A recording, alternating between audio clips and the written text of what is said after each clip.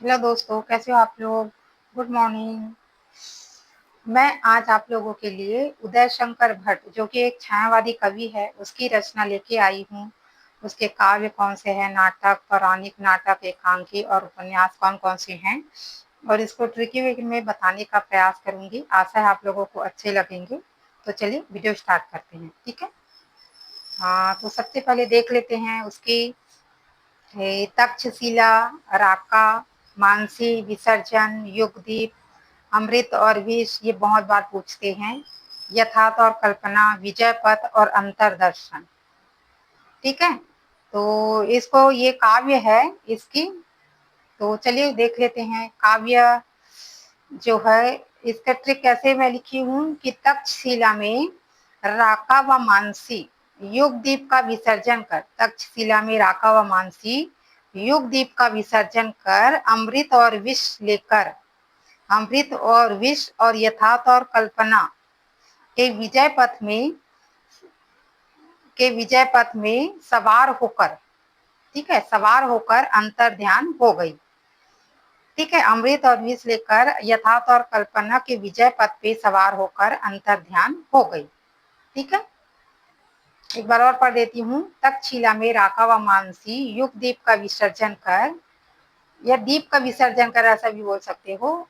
अमृत और विष लेकर यथार्थ और कल्पना के विजय पथ में सवार होकर अंतर ध्यान हो गई। ठीक। अच्छा, इसका जन्म बताना भूल गई थी मैं। इसका जन्म 1989, ठीक है, 89 में हुआ था, इटावा यूपी में, और मृत्यु है 1966 ईस्वी में। ठीक है, ठीक।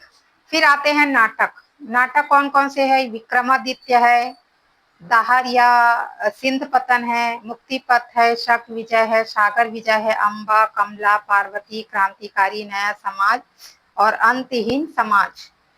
ये जो है सागर विजय और विक्रमादित्य बहुत बार पूछे गए हैं, सिंध पतन भी पूछे हैं। ठीक है, तो आप लोग देख लेना। चलिए, इसका जो है यहाँ सन भी दिया हुआ है। मुक्ति पथ का 1944, शक विजय का 1949 और सागर विजय का 1933 है। ये उसकी नाटक है ना। ठीक है, तो चलिए इसको देख लेते हैं क्या लिखी हूँ मैं। विक्रमादित्य दहाड़ कर सिंध का पतन कर, विक्रमादित्य दहाड़ कर सिंध का पतन कर, मुक्ति पथ पर शंख विजय कर, सागर में अम्बा, कमला व पार्वती को साथ लेकर। ठीक है, विक्रमादित्य दहाड़ कर सिंध विजय कर, मुक्ति पथ पर शंख विजय कर, सागर में अम्बा, कमला व पार्वती को साथ लेकर क्रांतिकारियों के नए समाज की अंतहीन खोज में निकल पड़े। अंतहीन खोज में निकल पड़े, ऐसा।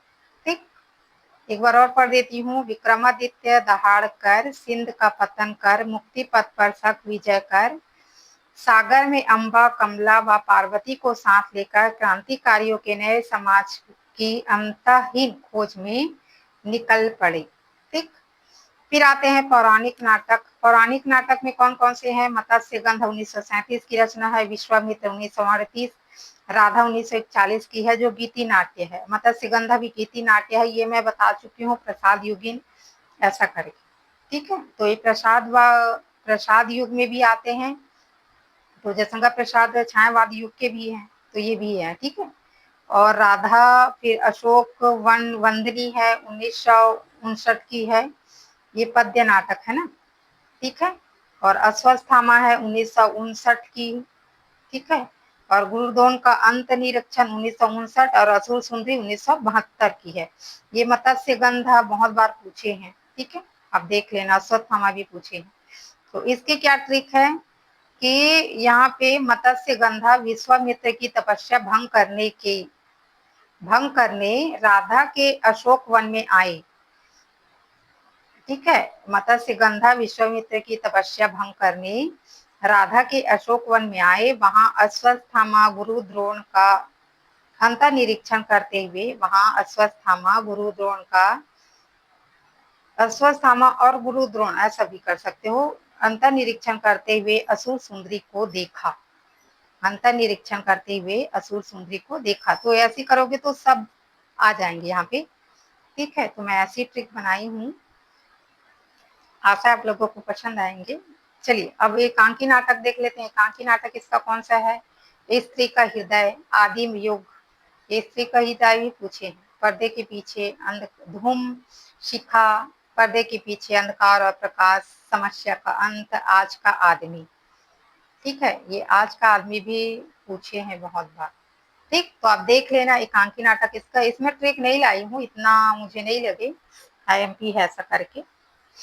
इसको देख लेते हैं, इसका उपन्यास कौन सा है? वह जो मैंने देखा, एक नीर दो पंछी, नए मोड़ से फाली, यानी नए मोड़ से फाली प्रयोग करते हैं, सागर लहरें और मनुष्य। ये पूछे हैं, ये पूछे हैं कि किसका कौन सी विधा की रचना है? सागर लहरें उपन्यास है, कविता है कि क्या है, ऐसा करके।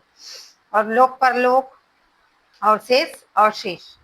इसका आप ट्रिक ऐसे बना सकते हैं कि वह जो मैंने देखा कि एक नीर के दो पंछी, नए मोड़ में सागर लहरें और मनुष्यों के बीच लोक परलोक और शेष विषय अवशेष की परवाह किए बगैर